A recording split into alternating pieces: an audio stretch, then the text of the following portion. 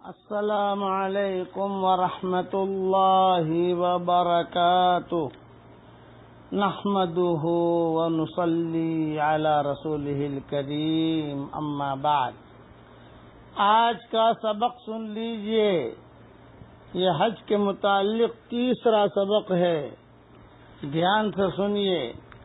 حضرت محمد صلی اللہ علیہ وسلم کا ارشاد ہے کہ حاجی کی سفارش 400 گھرانوں میں مقبول ہوتی ہے، یا یہ فرمایا کہ اس کے گھرانے میں سے 400 آدمیوں کے بارے میں قبول ہوتی ہے۔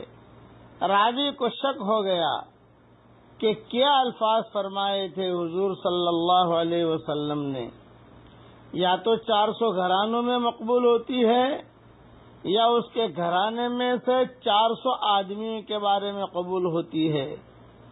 اور یہ بھی فرمایا کہ حاجی اپنے گناہوں سے ایسا پاک ہو جاتا ہے جیسا کہ پیدائش کے دن تھا۔ یہ حدیث بازار میں ہے۔ 400 آدمیوں کے بارے میں سفارش قبول ہونے کا یہ مطلب ہے کہ اتنے لوگوں کی مغفرت کا تو گویا اللہ جل شانہ کی طرف سے وعدہ ہے، اور اس سے زیادہ میں کوئی مانع نہیں۔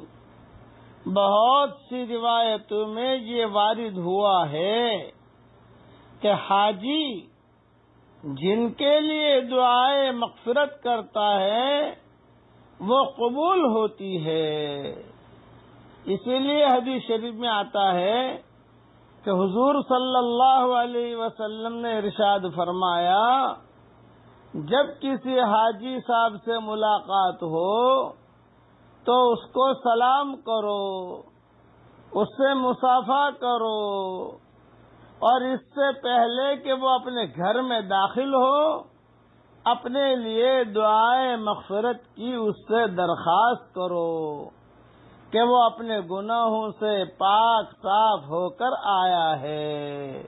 یہ حدیث مسند احمد میں ہے اور مشکات میں بھی ہے۔ اس لیے حاجی سے دعائے مغفرت کرانی چاہیے، اور حاجی حج کر کے آئے تو اور زیادہ اس کی دعائے مغفرت کرانی چاہیے۔ لیکن اللہ معاف فرمائے، آج کل تو دعائے مغفرت کیا کرائے، آج کل تو ہار لے کر آدمی جاتے ہیں ایئرپورٹ پر چھوڑنے کے لیے بھی ہار لے کر، اور جب ایئرپورٹ پر واپس آتا ہے تو بھی ہار لے کر۔ وہ ہار لے کر جاتے ہیں، دعائے مغفرت کرانا تو بھول ہی جاتے ہیں، جو اصل چیزیں تو بھول ہی جاتے ہیں۔ یہ ہاروں کے چکر میں ہی ہم ختم ہو گئے۔ بے ہار کی کیا ضرورت ہے؟ حاجی صاحب رخصت ہو رہے ہیں تو ہار کی کیا ضرورت ہے؟ ہمیں تو کوئی بھی ہار دیتا نہیں ہے۔ جب آتے ہیں تو بھی کوئی ہار نہیں دیتا، جب جاتے ہیں تو بھی کوئی ہار نہیں دیتا۔ ہار کا کوئی مسئلہ ہے ہی نہیں حج سے۔ حج تو اصل بہت بڑی نیکی ہے، یہ ذہن میں رکھنا کہ حاجی اور حج یہ بہت بڑی دولت ہے۔ اس کے لیے جو آنے والے حاجی ہیں وہ بھی درخواست کریں اپنے رشتہ داروں سے کہ بھی بدعت کے ذریعے سے ہمیں روانہ مت کرو، ہمیں تو روانہ کرو اخلاص کے ساتھ، کہ گویا وہ اللہ کے راستے میں جا رہا ہے اور اللہ کا ایک حکم پورا کرنے جا رہا ہے۔ اس لیے یہ ذہن میں رکھیے کہ حاجی سے دعا بھی درخواست بھی کرے، اور حاجی بھی اپنے بارے میں یہ سمجھے۔ بعض حاجی ایسے ہوتے ہیں کہ ان کی وجہ سے کئی گھرانوں کی مغفرت ہو جاتی ہے، اور بعض حاجی ایسے ہوتے ہیں کہ خود ان کی مغفرت بھی نہیں ہوتی۔ ان کا حج اتنا گناہ سے بھرا ہوا ہوتا ہے کہ ان کی مغفرت بھی نہیں ہوتی۔ اس لیے یہ یاد رکھنا کہ اعمال ایمانیہ جو ہے وہ دو قسم کے ہیں، جیسے نماز مقبول غیر مقبول، قرآن کی تلاوت مقبول غیر مقبول، حج مقبول غیر مقبول، عمرہ مقبول غیر مقبول۔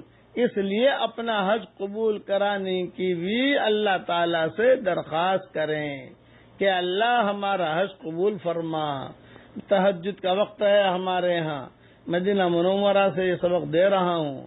میں دعا کرتا ہوں کہ اللہ تعالیٰ تمام حاجیوں کے حجوں کو اللہ تعالیٰ قبول فرمائے، اور بہت اہم یہ دعا کرتا ہوں جہاں یہ سبق پہنچ رہا ہے، اے اللہ تو ہم سب کو تقوی کا لباس پہنا دے، اے اللہ تو ہم سب کو سعادت کا لباس پہنا دے، اے اللہ تو ہم سب کو صحت اور عافیت کا لباس پہنا دے، اے اللہ ہم سب کو تیری محبت کا لباس پہنا دے، اے اللہ ہم سب کو تیرے نبی کی محبت کا لباس پہنا دے، اور اے اللہ ہمیں تقوی کا لباس پہنا، اس سے اچھا لباس اور کوئی نہیں ہے، زہد کا لباس پہنا۔